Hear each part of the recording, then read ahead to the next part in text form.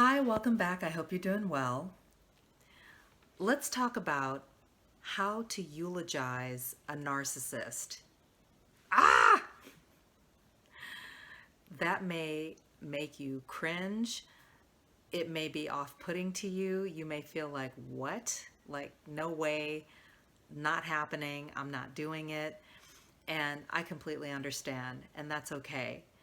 I had the experience of eulogizing a narcissist, and I really went through a step by step process to pull my thoughts together and to reflect on my experiences, the positive ones, with the narcissist, and to come up with a way to deliver a eulogy at a funeral that helped me in my healing process to carry forward. But also, I was able to positively impact the funeral attendees, and especially those who knew the narcissist well and who knew exactly the kinds of challenges that were involved in being in a relationship with him.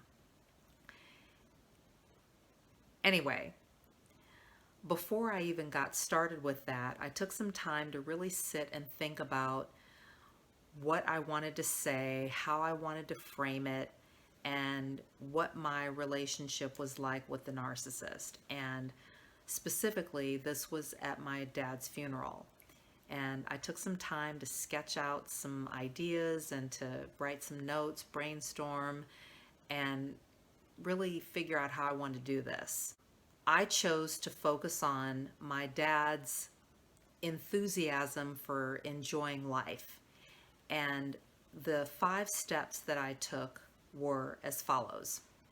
The first step was to acknowledge the truth.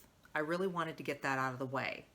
So, in delivering my eulogy off of my notes, I shared with everyone in attendance that, hey, our relationship was not perfect. And in fact, we had a lot of challenges, and it was especially challenging towards the end of his life. And that last conversation was really, really hard. But little did I know it was going to be the last time that I would talk to him ever.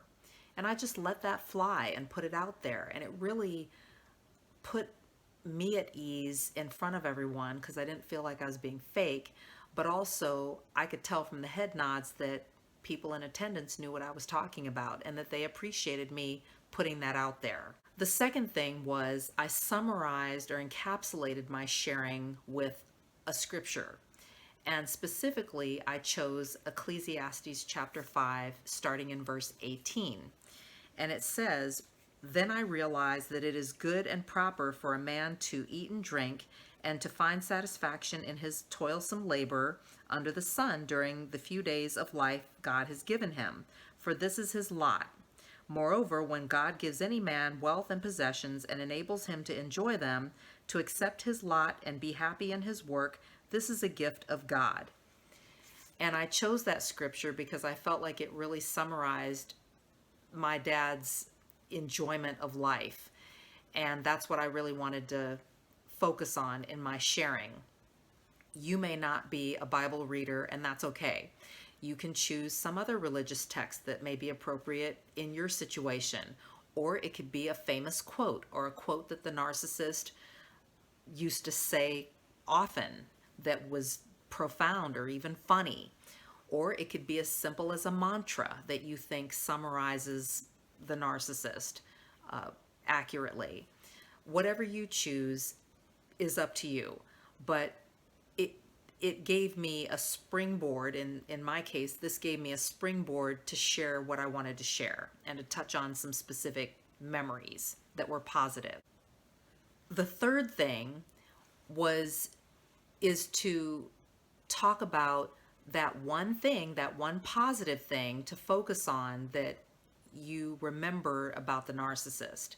And I did that by talking about my dad's enjoyment of life. And specifically, I highlighted his love of people and cultures from all over the world and traveling and enjoying different ethnic cuisines, and also his love of languages. He spoke a few, and he really loved that. And I know that that's where I got my love of foreign languages from.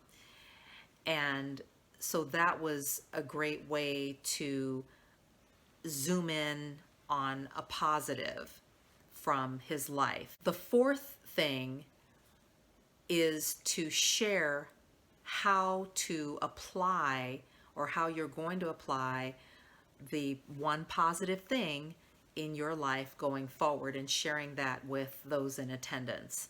And that's what I did. I talked about how I was going to really commit myself to continuing to study languages and continuing to try different foods from all over the world, and meeting people and cultivating relationships with people from other cultures, and to encourage my kids and my family to do the same, and to continue to travel.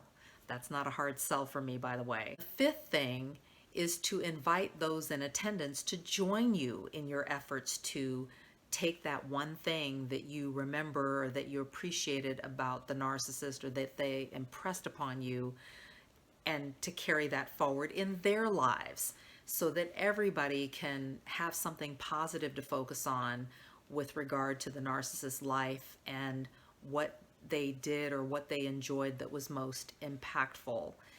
And that can really set a positive tone as everyone even walks away from the funeral and goes on with the business of living their lives.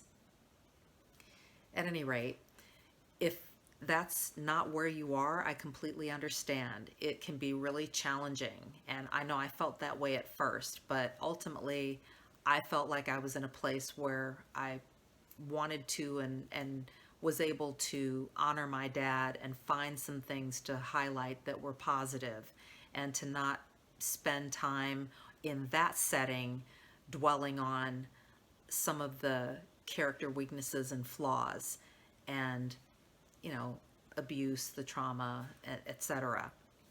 But I did talk to him about that during his lifetime before he passed away, so I felt like my conscience was clear as far as that goes. But hopefully this helps you to come up with some ways to maybe even just try to find something positive to focus on from your relationship with the narcissist, especially if it's someone like a parent. Romantic relationships are a little different, but I think that being able to focus on the positive can be very helpful in terms of healing and moving forward, and especially in a context like that. And you can help other people who may be listening to you and watching you, or looking for something to focus on that can help them as well to maybe get unstuck if maybe they had a bad experience or ended things on a sour note with the narcissist and never had a chance to resolve it. So, eulogizing a narcissist can be really overwhelming. It can be really challenging, and you may just flat out not want to. And you know what? You're not required to. You're not even obligated to attend any services. And you're certainly not obligated to stand up and share anything if you're not really feeling compelled to do so. And in that situation, silence can be golden. But if you are, hopefully the steps that I took to be able to offer up a eulogy for my dad at his funeral can help you to come up with one of your own when and if you find yourself in a similar situation. You're not alone, and you're not crazy. Know who you're dealing with, know who you are. Take care, enjoy the rest of your weekend, and I'll talk to you soon. Bye-bye.